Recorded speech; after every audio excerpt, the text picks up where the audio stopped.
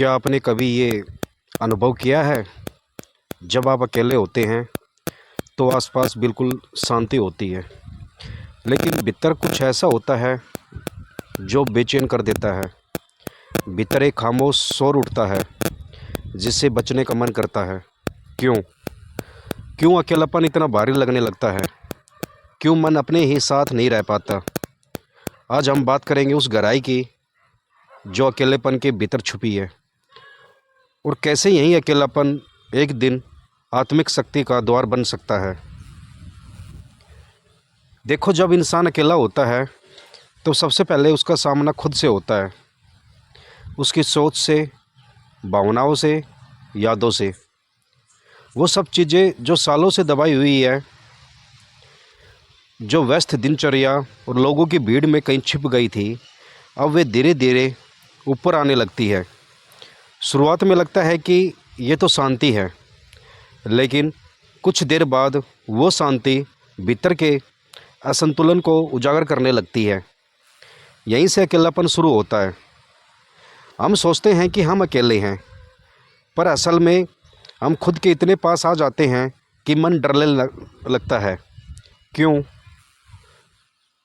क्योंकि हमने पूरी ज़िंदगी भाग दौड़ लगाई, रिश्तों में, काम में, धर्म में, जानकारी में, लेकिन खुद के साथ बैठने का अभ्यास नहीं किया।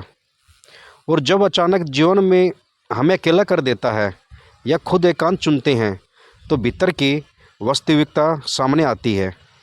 यही वो समय होता है जब भीतर की गहराई में छिपे डर, पछतावे, यादें सभी प्रकट होते हैं। लेकिन एक बात याद रखना, ये जो अकेलापन की पीड़ा है, वो संकेत है कि अब समय आ गया है अपने भीतर की वास्तविक आत्म से मिलने का। जैसे जैसे व्यक्ति अपने अंदर इस संसार में उतरता है, उसका मन चंचल होता है, घबराता है, उसका विश्वास डगमगाता है, जीवन के मायने टूटने लगते हैं। और ये सब अच्छा है, क्योंकि जब पुराने ढांचे टूटते हैं तभी नए सत्य उभरते हैं। बहुत से ये लोग सोचते हैं, क्या मेरी साधना बेकार जा रही है? क्या ये बेचैनी कोई गलत का संकेत है?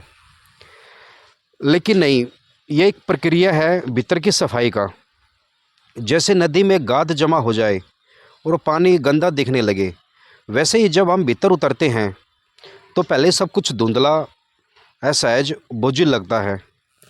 लेकिन आप उस गहराई में टिके रहे तो धीरे धीरे मन शांत होता है, विचार रुकते हैं, फिर भीतर ही एक मौन प्रकट होता है।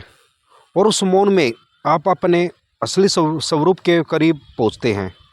यह अकेलापन एक अवसर है, वो अवसर जिसमें आप भीतर की शक्तियों को जान सकते हैं, अपने ही भीतर छिपी ऊर्जा, प्रकाश, करुणा और दिशा को देख सकते हैं। जो बेचैनी थी वो साधना बन जाती है, जो खालीपन था वही अनुभव की शुरुआत बन जाता है। और फिर आप समझते हैं कि अकेलापन कोई सज़ा नहीं, बल्कि एक बुलावा था उस आत्मिक विकास की ओर। लेकिन अधिकतर लोग उस बुलावे को नहीं समझ पाते। वे भाग जाते हैं टीवी की ओर, फ़ोन की ओर, लोगों की ओर, क्योंकि वे उस मौन को सह नहीं पाते। लेकिन जो रुक जाता है, जो उस बेचैनी को पूरी तरह महसूस करता है, वो एक नए जीवन में प्रकाशमय जीवन में प्रवेश पा जाता है। वो भीतर से इतना शांत और पूर्ण हो जाता है कि फिर अकेले रहना उसके लिए कठिन नहीं होता, बल्कि वो उसी में आनंद पाता है। तो मेरे प्रिय साधक, अगर जीवन ने तुम्हें अकेला कर दिया है या तुमने खुद को, एकांत को चुना है, तो ये मत सोचो कि कुछ गलत हो रहा है, बल्कि ये मानो अब समय आ गया है अपने आप से मिलने का, अपने भीतर उतरने का। जब तुम अपने मन के पार जाते हो तो एक विशाल शांति प्रकट होती है, और उस शांति में ही तुम्हें अपना असली स्वरूप दिखाई देता है। फिर ना तुम किसी से कम महसूस करते हो, ना किसी से ज़्यादा, ना तुलना होती है, ना इच्छा। बस एक सहज उपस्थिति होती है। जहाँ तुम हो, जीवन है। यही चैतन्य है, यही ध्यान है, यही साधना है। यदि आपने इस पूरी बात को ध्यान से सुना है तो समझ लीजिए आपकी साधना की दिशा सही है। अब बस एक अनुभव को पल पल जीना है, अपने हर एकांत को एक ध्यान, एक आत्मिक स्पर्श में बदल देना है।